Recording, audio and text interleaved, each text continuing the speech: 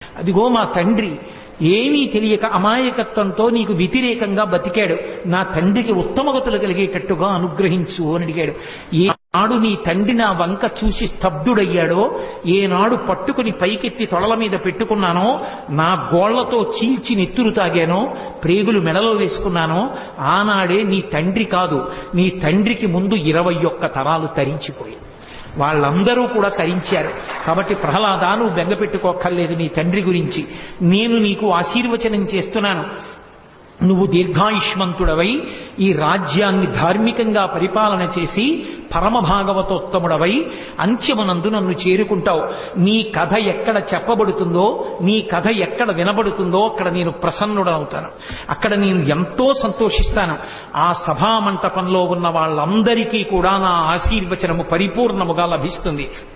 దాని చేత రోగములు సమసిపోయి వాళ్ళందరూ